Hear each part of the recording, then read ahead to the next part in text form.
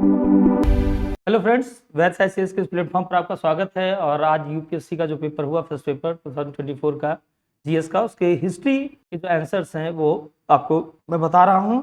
और ये बुकलेट जो है वो डी बुकलेट से क्वेश्चंस को उठाया गया है। बुकलेट नंबर डी है आपकी, जिससे क्वेश्चंस को उठाया गया है और इससे हम लोग क्वेश्चंस को देखेंगे। देखिए, पहला क्वेश्चन दिया हुआ है, एक सुमेलित करना था और एक तरफ पार्टीज दी हुई है, दूसरी तरफ उसके लीडर दिए हुए हैं। तो भारतीय जनसंघ, श्यामा प्रसाद मुखर्जी 1952, ये बिल्कुल सही है। सोशलिस्ट पार्टी सी राजगोपालाचारी, ये गलत है। जेपी और नरेंद्र देव इससे संबंधित थे, तो ये गलत हो गया आपका। फिर कांग्रेस फॉर डेमोक्रेसी, बाबू जगजीवन राम ने इसको स्टैब्लिश किया था, ये भी सही है। और स्वतंत्र पार्टी आचार्य नरेंद्र देव की नहीं है, सी राजगोपालाचारी की है। तो यहाँ पर आपका जो आंसर हो जाएगा ये गलत है। तो उससे पूछा गया कितने सही सुमेलित है, तो ओनली 2, केवल 2 सही सुमेलित है। नेक्स्ट क्वेश्चन की ओर हम लोग बढ़ते हैं और ये गवर्नमेंट ऑफ इंडिया एक्ट 1935 के संबंध में है। इसमें देखिए, पहला ये आपका करेक्ट है, दूसरे की अगर बात करें तो ये करेक्ट नहीं है, क्योंकि डिफेंस और इसमें कंफ्यूजन भी लोगों को बहुत है कि फेडरल गवर्नमेंट को ही पावर दी गई थी। नहीं, गवर्नर जनरल को ये पावर दी गई थी। इसको आप जब डिटेल में पढ़ेंगे तो आप देखेंगे तो इसमें केवल और केवल एक आपका सही होगा। इसका आंसर होगा ओनली 1। ठीक है। निम्नलिखित में से कौन सी नाटककार भास की रचना नहीं है?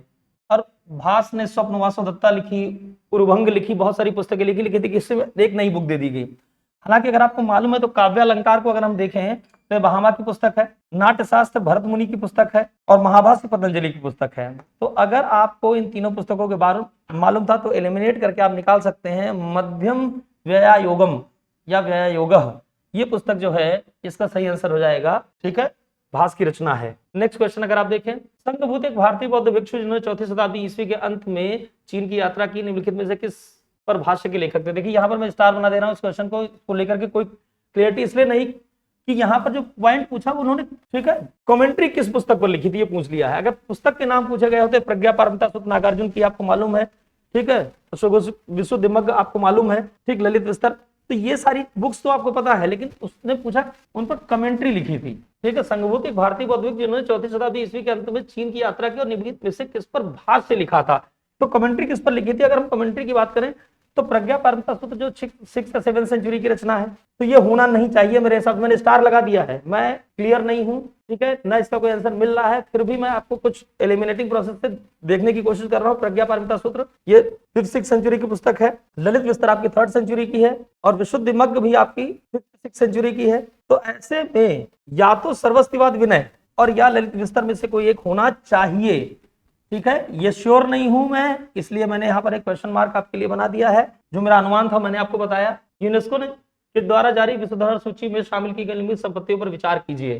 तो आपसे पूछा यह गया है कि वर्ष 2023 में सितंबर 2023 में शांति निकेतन, रविन्द्रनाथ टैगोर जी का जो है, होयसल कर्नाटका के जो पवित्र मंदिर हैं, इन समूहों को शामिल किया गया था। तो ऑप्शन हो जाएगा केवल 2, उत्तर हो जाएगा इसका बी सही, केवल 2। ठीक है, नेक्स्ट आते हैं हम और देखते हैं, गौतम बुद्ध को सामान्यतः निम्नलिखित किस उपनामों से जाना गया? निगंधनाथ पुत्र, ये नाम नहीं था, गलत हो गया। शाक्य मुनि बुद्ध कहा गया था, तथागत जो जैसा आया वैसा ही चला गया। 2 और 3, तो यहाँ पर उत्तर हो जाएगा, इसका करेक्ट आंसर हो जाएगा बी 2 और 3। अगले क्वेश्चन की ओर हम लोग बढ़ते हैं और देखिए, यहाँ पर कुछ साइट्स दी हुई हैं, उनका विवरण दिया हुआ है। चंद्रकेतुगढ़ ये उड़ीसा में नहीं है, वेस्ट बंगाल में है। तो यहाँ पर ये पहली साइट आपकी जो है वो गलत हो जा रही है। इनाम गांव महाराष्ट्र ताम पाषाणिक स्थल है, ये बिल्कुल सही है आपका। मंगडू केरला में महापाषाण स्थल है, ये भी बिल्कुल सही है आपका।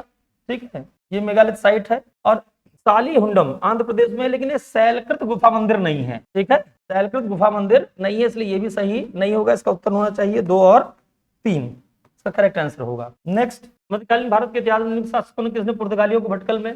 फादर लुई को भेजता है अल्बुकर्क, किसके दरबार में भेजता है? केडीआर के दरबार में, और जहां से वो जो है भटकल में एक दुर्ग बनाने की अनुमति प्राप्त करते हैं। कॉर्नवालिस द्वारा राजस्व संग्रहण के संदर्भ में निम्नलिखित कथनों पर विचार कीजिए।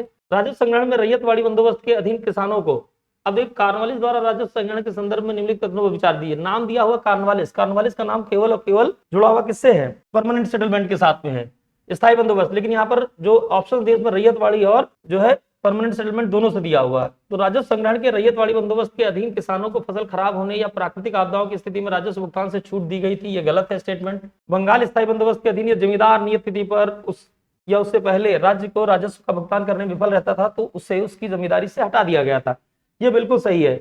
सनसेट लॉ, सूर्यास्त कानून बनाया गया था कि अगर अलॉट होने की तिथि से अगले वर्ष अलॉट होने की तिथि के सूर्यास्त तक अगर आपने टैक्स जमा नहीं करा दिया तो आपकी जमींदारी वापस चली जाएगी। तो स्टेटमेंट सही है, तो केवल 2 स्टेटमेंट यहाँ पर, ओनली 2, बी ऑप्शन आपका सही होगा। नेक्स्ट, उपनिषदों की में कोई नीति कथा या पैराबल या नीति कथा नहीं है, बिल्कुल नहीं है। फिलॉसफी से डील करते हैं। उपनिषद किससे डील करते हैं? फिलॉसफी या भारतीय दर्शन की उत्पत्ति इनसे मानी जाती है। उस उपनिषदों की रचना पुराणों से भी पहले हुई थी? नहीं, पुराणों की रचना बाद में हुई, उपनिषदों की पहले हुई थी।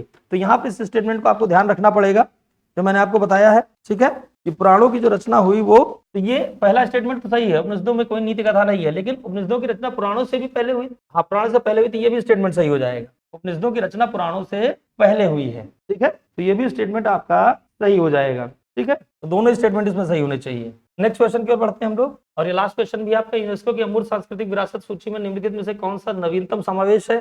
तो ये 2000 में गरबा नृत्य को शामिल किया गया था, इसका सही उत्तर हो जाएगा सी, गरबा नृत्य। ये आपका हिस्ट्री के जो क्वेश्चंस थे उनके आंसर मैंने आपको बता दिए। इसके डिटेल आंसर के लिए हम अपना वीडियो बाद में लाएंगे, अभी आपको आंसर्स की तलाश होगी, तो जो सही आंसर है, जो अप्रोप्रिएट आंसर है वो यही है जो मैंने आपको दिए हुए हैं, आप इसे टैली कर सकते हैं। बहुत बहुत धन्यवाद।